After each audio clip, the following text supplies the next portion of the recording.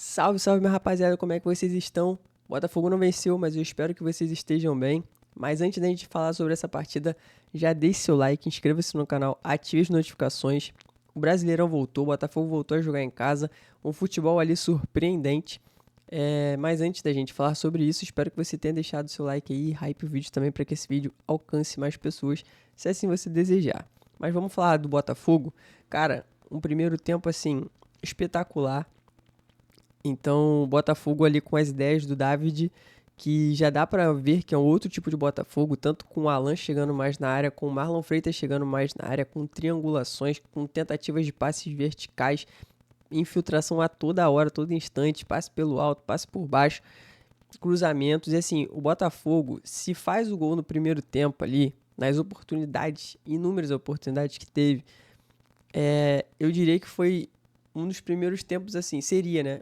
Um dos primeiros tempos melhores que eu assisti do Botafogo de 2025, e se comparar com alguns de 2024 também. Então, assim, Botafogo marcando pressão, não deixando o Vitória respirar. Toda vez que o Vitória tentava tirar a bola sobrava pra gente.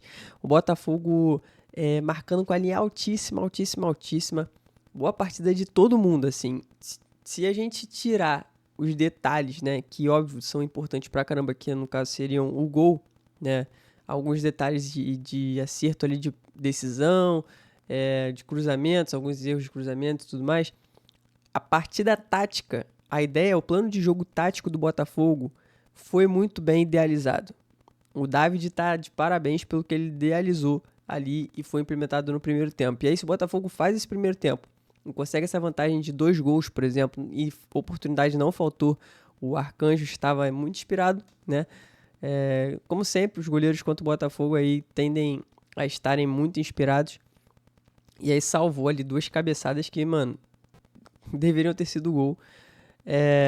E aí o Botafogo iria jogar com muito mais tranquilidade, tá? Então, assim, o fato do Botafogo não ter feito o gol trouxe um peso pro segundo tempo que, ao cair o rendimento, é óbvio, caindo o rendimento vai cair a criatividade, vai cair a intensidade, fica mais difícil de você produzir as mesmas jogadas.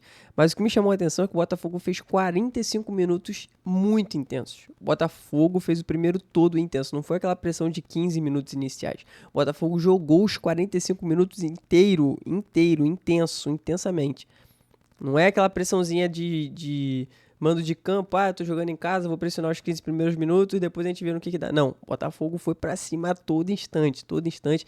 E é esse o futebol do Botafogo esse é o futebol que todo torcedor deseja ver, não só do Botafogo, de outros times, seja no seu time, seja no time adversário.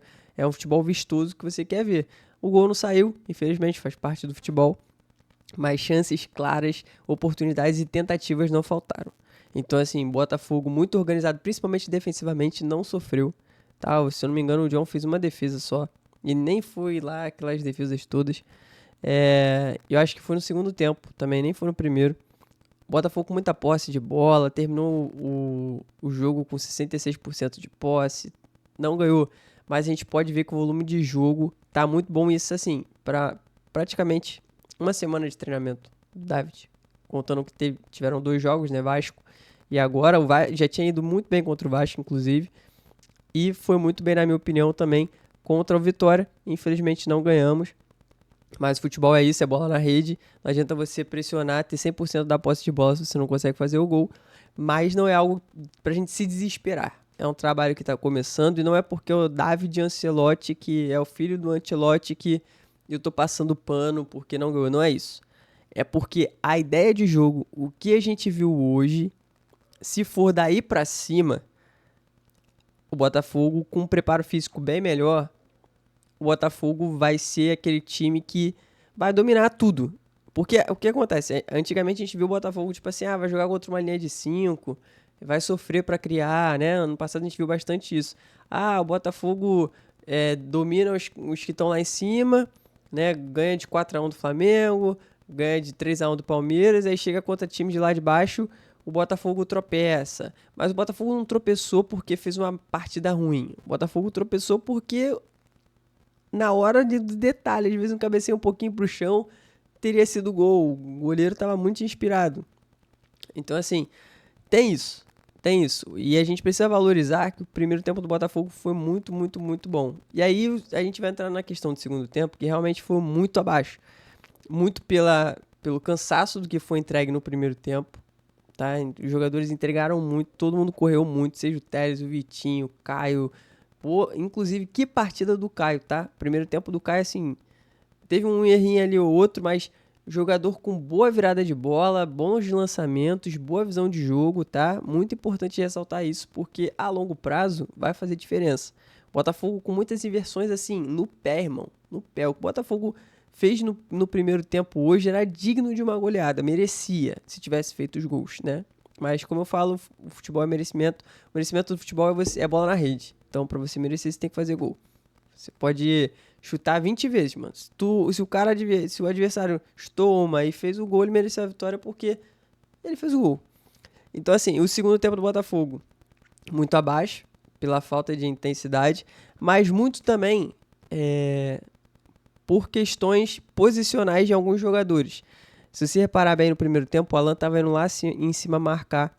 O Marlon Freitas também ia lá em cima marcar e a linha estava subindo bastante. Quando o Gregory entra, o Gregory não entra na mesma rotação que o Alan, de marcar dos dois lados lá em cima. E aí ele deixa um buraco ali no meio, que o Montoro, por exemplo, começou a sair para vir para o meio, marcar meio que o volante dos caras e começou a deixar a lateral esquerda vazia contra um cuiabano que não é tão defensivo assim como o Alex Telles. E aí o Vitória começou a tentar desenvolver um jogo. E aí depois que você coloca o Gregory, que você já colocou ele, você não tem muito o que fazer, porque você já colocou o cara, você vai tirar o cara pra tentar consertar? Não adianta, né? Era a última partida dele, ia se despedir e tudo mais. Mas a falta de rotação do Gregory pra fazer essa pressão acaba que embola todo o meio de campo. A gente perdeu o meio de campo no segundo tempo. As bolas que eram lançadas já não eram mais do Botafogo, eram todas do Vitória. Chutão pra frente, cruzamento em excesso, e aí o Vitória se aproveita disso para tentar controlar um pouco a partida, fazendo o quê? Recuando mais e tentando sair no contra-ataque, recuando e tentando sair no contra-ataque.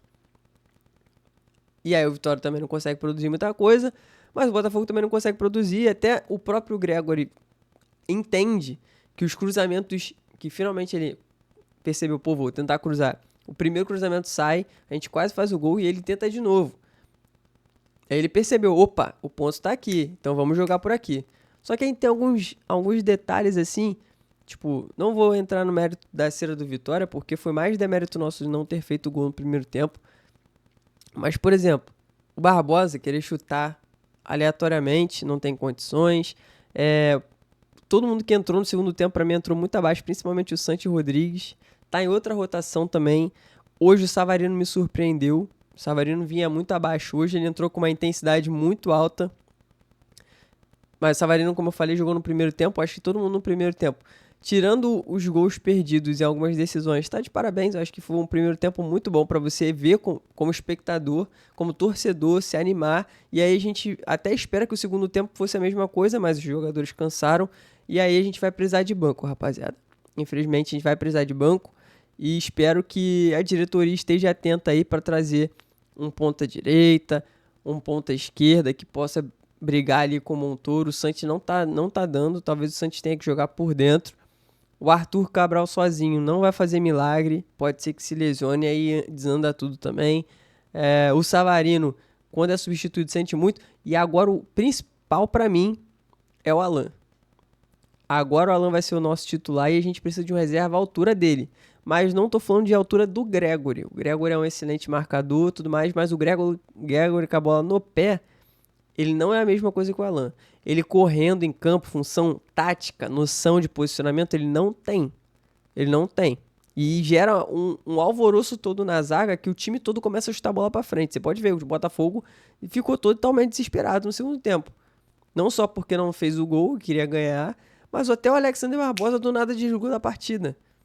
E aí começou uma zona, porque a movimentação que o Alan dá, cara, o Alan é muito bom de bola, só que infelizmente ele não tem ritmo ainda pra aguentar 90 minutos. Não sei se ele vai ter, mas no momento ele não tem. Espero que ele tenha, mas a gente precisa de um reserva que dê essa movimentação que ele faz e que seja bom de marcação sim, mas o Alan não é tão bom de marcação quanto o Gregory, mas ainda assim sustenta a marcação a ponto de que a movimentação dele faz com que o Botafogo marque tão bem pressionando que às vezes a gente não precisa de um cara tão pitbull quanto o Gregory. Você pode ver o primeiro tempo, o Botafogo pressionou tão bem, mas tão bem, que o Gregory não fez falta. Então a diretoria tem que ficar de olho nisso para que a gente consiga ter um reserva que consiga fazer essa pressão boa. E aí, rapaziada, é questão de tempo pro Botafogo decolar.